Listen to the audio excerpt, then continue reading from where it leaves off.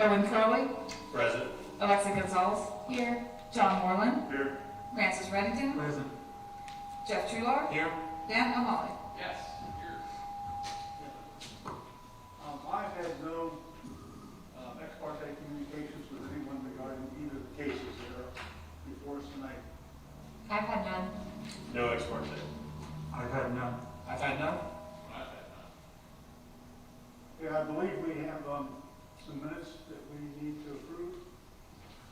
Make a motion to approve the minutes. David. Second. All versions, Sorry? all versions of the minutes, or just a specific? Tuesday. So I was about to get, I was looking at the meetings held on Tuesday, August 3rd. Okay. Second. Been moved and seconded, all in favor? Aye. Aye. Motion passed. I believe we have one correspondence that we'll read at the appropriate time tonight. Yes.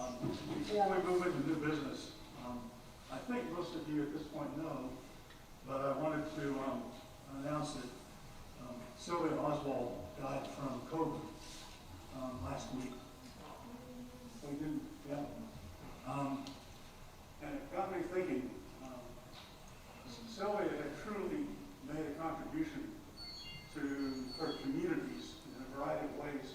I actually met her for the first time in the mid-1990s, and she was on the Guardian ad Litem program, looking out for kids who needed someone to look out for their needs in court cases and abuse cases.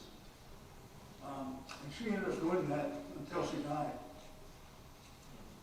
She also served 17 years on the Code Enforcement Board here in Jacks Beach, and 7 years on our board.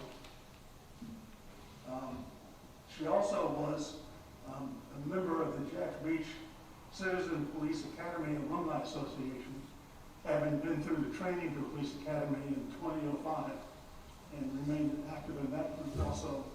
So she had her fingers and heart in a lot of places, and I think she'll be missed by the city and the community. May we move on with our agenda? Thank you, John. Yes, thank you.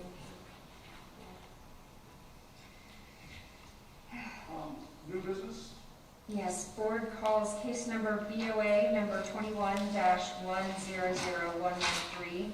Applicant owner E2 Design and Construction, agent Elizabeth Evans, property address 1710 Upper 4th Avenue North, parcel ID 178003-0100, legal description Lot 2, Block 8, Pine Grove, Unit 4, current zoning RS1, motion to consider a variance from Land Development Code Sections 34-336E1E for a rear yard setback of 21.6 feet in lieu of 30 feet minimum, and 34-336E1C for a lot coverage of 36% in lieu of 35% maximum to allow for construction of a new single-family dwelling. If you'll please take the oath and If I could have you raise your right hand, do you swear or affirm that the testimony you're about to give in this matter is the truth, the whole truth, and nothing but the truth, so help you God? I do. If you could state your name and address for the record. Elizabeth Evans. The address of the property is 1710 North Upper 4th Avenue, Jacksonville Beach. Or would you like my personal address? Yes. My personal address is 3671 America Avenue, Jacksonville Beach, Florida 32250. Thank you. And if you can please tell the board what the nature of the hardship is that creates this request? Yes, sir. There are a few different hardships that create this nature. First of all, the 10,000 square foot minimum for a lot in Jacksonville Beach, RS1. This lot is approximately 75 feet in width, 110 feet in depth, which gives us 8,250 feet. There are a couple of different questions that we included on the application. Special conditions and circumstances which are peculiar to the parcel of land. We do find that the adjacent and surrounding properties have similar constraints and attributes to this parcel. Special circumstances and conditions do not result from the actions of the applicant. We do not find that the conditions result from the actions of ourselves. The lot was plotted below the minimum dimensional standards for the RS1 zoning district, which is the 8250 by 10,000. Granting the variance will not confer upon the applicant any special privileges denied by the comprehensive plan, etc. We do find that we will not receive any special privileges if this is granted at 36% instead of 35%. Literal interpretation and enforcement of the terms and provisions of this code would deprive the applicant, ourselves, of rights commonly enjoyed by other parcels of land in the same zoning district and would work in unnecessary hardship. We do find that there is the hardship. The current lot is substandard in the area width and depth. The grant of the variance is the minimum variance that will make possible the reasonable use of the parcel of land, building, or structure. We do find that this will be the minimum variance necessary. We do have pavers that we have recommended for the front that have a pervious rating of 9.6%. The grant of the variance will be generally consistent with the purposes, goals, objectives, and policies of the comprehensive plan in this code and will not adversely affect adjacent land. We do not believe that this will compromise any adjacent land, but we do find it to be consistent with your comprehensive plan, sir. Thank you. Any questions? What was the pervious percentage you were 9.6%, sir. So the proposed pavers are a Tremoron paver. They are 9.6%. Yes, sir. So when you say that's just little strips though, is that correct? Yes, sir. Christian, I thought that the city was allowing 50% off on pavers, but not down to 9%. So the city allows up to 50%, but it's based on the rating of perviousness that the manufacturer gives the product. So they have some that are up to 100%. This one's rated at 9.6, so that's the amount of credit that we give them. And that was a difference from what they originally submitted, so we just wanted to clarify that. And we amended their request to include 36% lot coverage instead of 35 because of that. I guess it's a 25 foot, is it 25 feet to the edge of your property to the entrance of that garage? 25 feet? 25, 1, 27, 3 on the other side, perpendicular lot. Yes, because it's not directly straight across. See, the gentleman behind you is concerned about the proximity to the back fence. Would there be a chance to shove it up 5 feet? To shift the property residence up 5 feet towards the street. I guess that's north.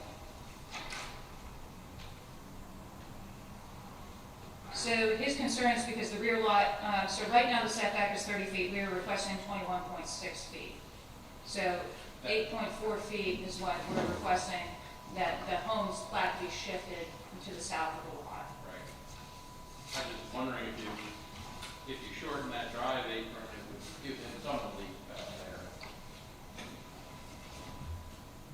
But, yeah, it would be smaller. Sir, I would prefer not to. Just from a trafficability standpoint, I want to allow the future home residents to have that availability to turn into that driveway and not potentially restrict traffic, depending on the size of the vehicle that they have. Excuse me, do you have anything to do with E2 design and construction? Say again, sir? Do you have anything to do with E2 design and construction? I'm the founder and CEO. You're founder. Yes, sir. So good luck with that. Thank you very much, sir. Any other questions? I guess more of a comment than a question. I think it's great to have a two-car garage, but when I see pavers in front of a two-car garage, they never work out because nobody ever puts two cars in there. So you have to drive on the gravel to get to your garage, but it's more just a comment than a question. But glad to have two-car garages. And that's all the question I have.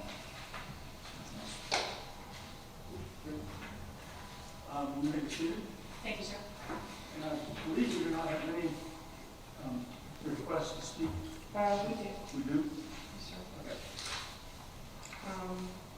We have a card from Carlene Bruno, address 1708 Upper 4th Avenue North, Jacksonville Beach. I wish to address the board about agenda item 21-100113. Ma'am, if I could have you raise your right hand. Do you swear or affirm that the testimony you're about to give in this matter is the truth, the whole truth, and nothing but the truth, so help you God? Yes, ma'am. And I'll need you to state your name and address for the record again, please. Harlan Bruno, 1708 Upper 4th Avenue North, Jacksonville Beach, Florida, 32250. Thank you. I'm not opposed to this. I'm more worried about that we have two other construction sites that just started. One at 1710 just across the street, and one at 1839 on the other side of this construction site. The one has windows in it, and the other one doesn't have the roof on it. These construction workers have no place to park because they have to have a dumpster and a porta potty in it. And like last Friday night, I came home and there were 7 construction vehicles plus a trailer at 1710, and they were all parked in this lot.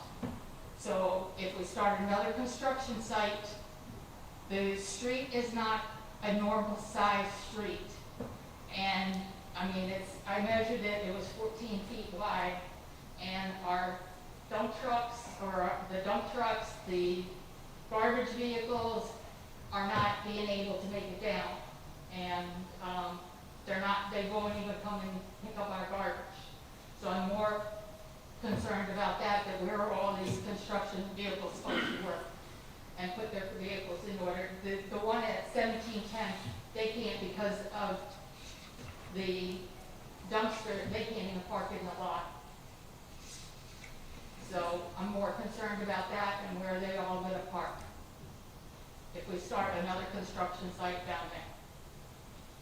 So it's all right That's a there. legitimate concern that perhaps maybe the streets department, Dave and Beth Barron, better able to address that. I mean, I'm not sure how soon we're gonna start this, but You'll have a chance to respond. that's what as it was when the dumpster dropped at 1710, they had to go into my yard, and I got tire prints in the yard, and they tore it up. So, That sounds like a significant problem. I don't, if they want to take up all their yard with the house, I don't care. But I'm more worried about where all these, there were 7 construction cars with a trailer and trucks. And pulling out of my driveway, I took a picture of the backup camera, and, they're all sitting there looking at me like, what are you gonna do about it? Type of deal. So I'm like more worried about that. So, Thank you very much. sorry. And then we have one letter from Eric Thomas.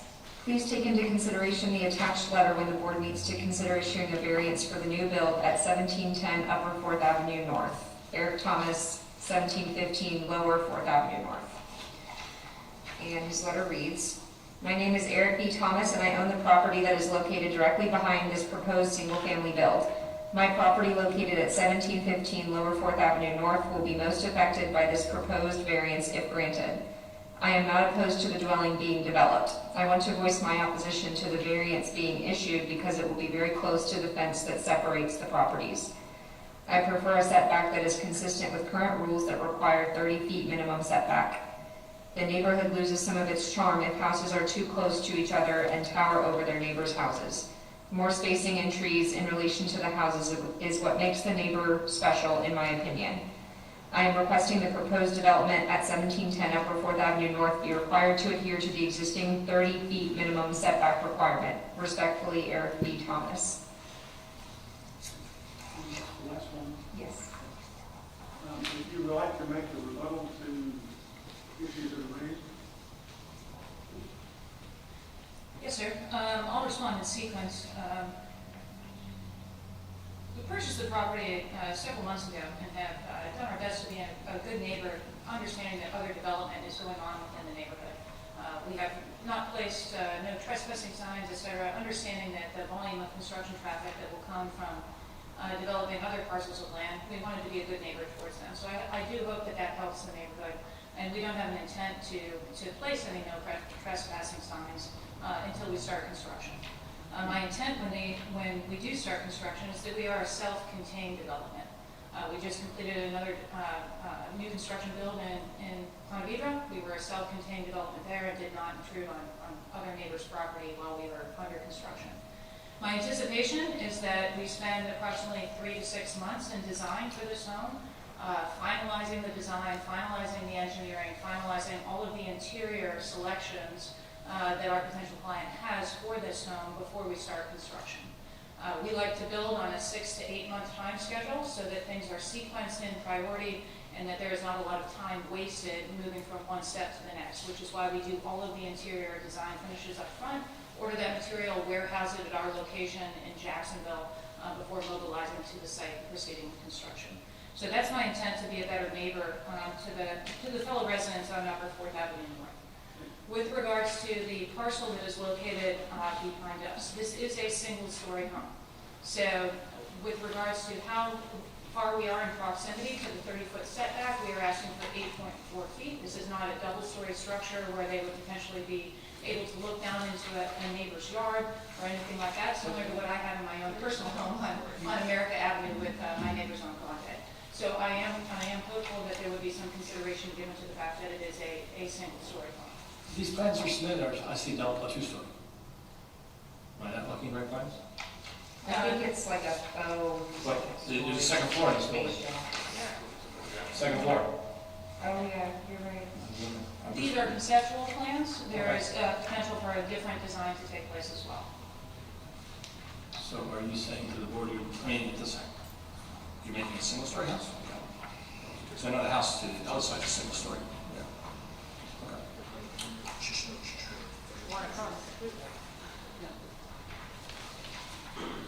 So these are, okay. You said earlier, Can I have 1 moment, please, Sure. sir?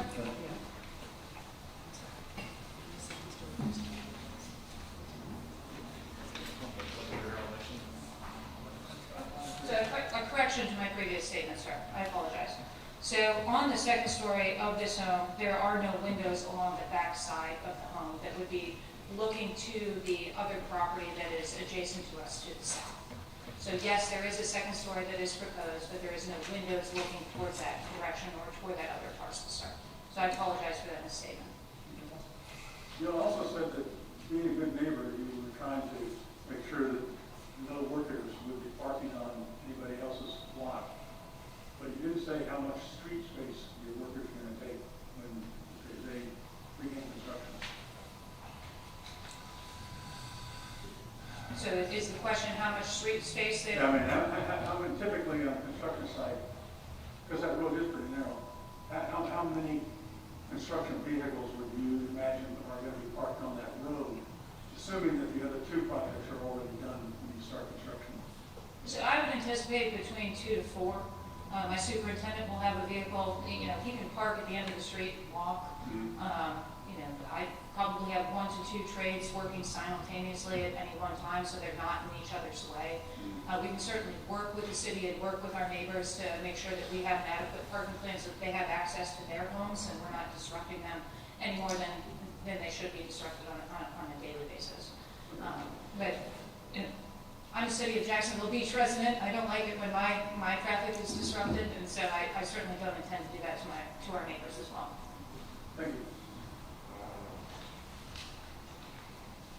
Okay, I call the public hearing to an end and bring the matter back before the board. Just for my reference, how deep is an RS1 lot supposed to be? 120? 125, is that correct? Yeah, they're That was only this- 110. Yeah, so it's on 110, but it should be 125 would be not just the total lot coverage, but the depth is short of the requirement as well. Well, I've looked at the idea of pushing the house forward as conceptual, but you think you need the driveway. The space 25 feet is not much for cars anymore. That area, you can't park in the yard, so it's soft in that area. Yeah, no, it's a substandard lot, both in terms of depth as well as square footage. The plus is they went on 36% lot coverage, and the negative is, having to put up with that where I live, is the construction people could really care less where they park. So I would suggest that they call the police in case it gets unbearable. And if this was a standard lot, the lot coverage would actually be less than 30%. Any other comments or questions? I make a motion that we approve BOA number 21-100113 as it meets the standards of our land development code. Is there a second? I'll second it. Been moved and seconded, any discussion? May we have a roll call vote, please? Owen Crowley, Yes. Alexa Gonzalez, Yes. Francis Remington, Yes. Jeff Truitt, Yes. John Moreland. Yes. Your request has been approved. Next item? Board calls case number BOA number 21-100114. Applicant Krista Wellington, owner Mark S. Whittle, Krista and Nicholas Wellington. Property address 1210 7th Avenue North. Parcel ID 177784-0000. Legal description Lot 6, Block 5, Pine Grove, Unit 2. Current zoning RS1. Motion to consider a variance from Land Development Code Sections 34-336E1C for lot coverage of 46% in lieu of 35% to allow for construction of a new single-family dwelling and detached accessory shed. If you'll please allow yourself to be sworn in. Will you both be speaking tonight or just one of you? Okay, if I could have you raise your right hand. Do you swear or affirm that the testimony you're about to give in this matter is the truth, the whole truth, and nothing but the truth, so help you God? I do. If you could state your name and address for the record, and you'll need to come up a little closer to that mic. Thank you.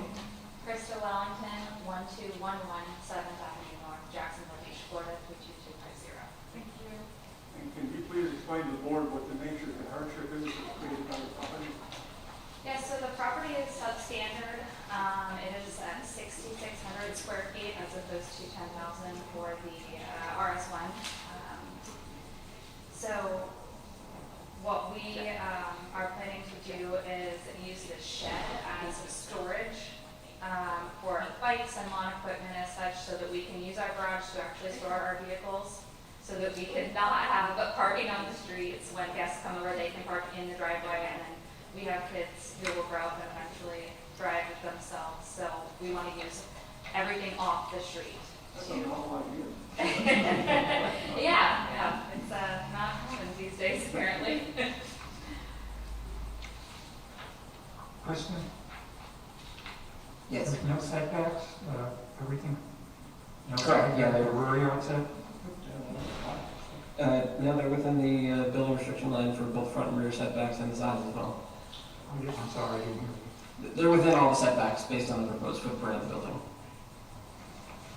And the house itself is within the percentage that you allow. It's just the driveway and the path to the shed that we're asking for. You say the path to the shed, that's a gravel walkway, is that what I'm looking at? No, on the east side of the house, in the backyard, we will have a 10 by 12. That was false, yeah, I think it's a Yes. path to the shed, I'm sorry. No, path. Oh, path for the, thank you. Yes. Yeah, okay. So you're knocking down an existing house, I think? We did last week. You actually included the steps off the porch, which is good, included that.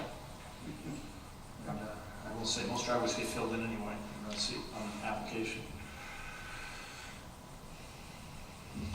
How far is the shed off the property line? Do you know? 5 feet. On both sides? Yes. You do see a lot of strips, driveway strips, that are flat like that.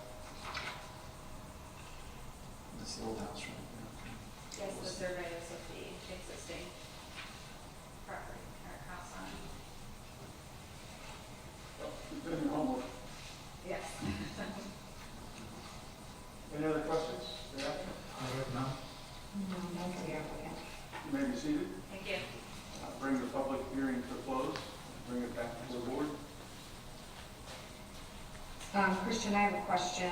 Yes. Based on the staff report, so, you mentioned that lot coverage could be reduced down to 41% if all paid services were given a 50% credit,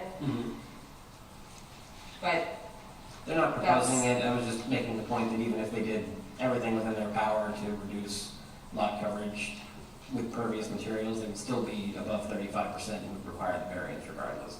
and the current proposed plan does not have any. Right. It's Okay. just the 48% that they're requesting, 46, excuse me. 46, yeah.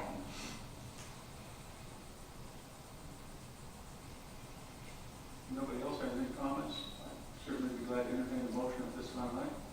I want to move, we approve BOA number 21-100114 as it meets the standards of our land development code. Second. Been moved and seconded. Any discussion on the motion?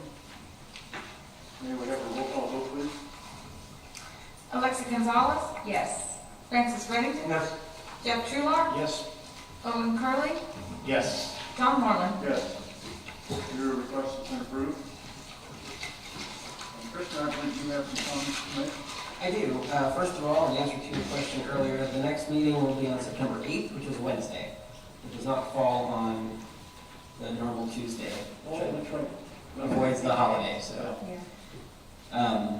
Additionally, there has been discussion about the two large projects for Adventure Landing and Beaches Marine. There are two town hall meetings being hosted by the developers, separately, of course. The Adventure Landing will actually be tomorrow at 5:30 here in Council Chambers. And then the Marina project will be September 1st, which is also a Wednesday at 5:30. There's also, council's putting together training for them through the city attorney for land use and zoning and comp plan related issues. I don't have a definitive date for that yet, but it's probably mid-September, so as soon as I have that, we'll get that out to you as well. Yes? I have just a quick question on this. We go into, this pervious subject of pavers.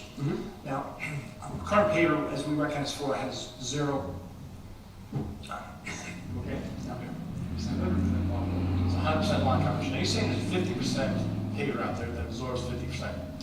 There's actually ones that are engineered up to 100%. You referenced the number 9% today. Which way does that mean? It's 9% non-permeable, or is it? It's 9% pervious, so you can kind of think about them in two categories. That's what I'm trying to put my head which way. Yeah, and it's a little complicated because there's a lot of engineering specs that go into these designs. But there are basically pavers that are pervious and that the water can actually go through the paver. Okay. And then there are pavers that basically, when they interlock, leave gaps for gravel, so water can Like the pass geoblocks. We through. talked about those in past, geoblocks. Right, Something and there are like some that. that look like bricks that basically have puzzle piece edges, so when they abut, they leave a gap. Those with the irregular edges tend to be in the 9 to 10% pervious, because it's only the spaces in between where water can go. Okay, so when you say 9%, it's only 9% is non-pervious, or is it 9%? 9% is pervious, so they get a credit of 9% towards lot coverage. Only 9, it's very Right. little. But if it's engineered up to 50 or even above, we give them 50% credit towards that. Okay. And you give 100% credit if it's 100% credit. We give 100% credit if it's, say, gravel or astroturf or something Okay, like so that. 100%. Okay, but If not. it's a concrete material, even if it's rated at 100% pervious, They'll only give we only give 50% because there is sheet flow that happens where the water, even though it can go in, still travels over, Okay. so it'll account for So it's that. not the absorption of, okay, that makes sense. Because I saw, for some reason I saw on the line, Yeah. 9% paver, I'm like, what is that? Not a problem. Okay, all right, thank I you. think that it, I mean, just grammatically speaking, I think that it's I struggle. 9.6 impervious, because only 9 points, right? It's Or the no, opposite. it is the opposite, okay. That's Now, what I We just talked it to death and now I confused That's why I confused you like that. So you think of it as like only 9% of this block will let water through? Right. Okay, Sponge only holds 9%. yeah, That's why I think it makes sense. gotcha. Okay, thank you for that clarity. Absolutely. Okay, after that, I'll be glad to entertain a motion to adjourn. So moved.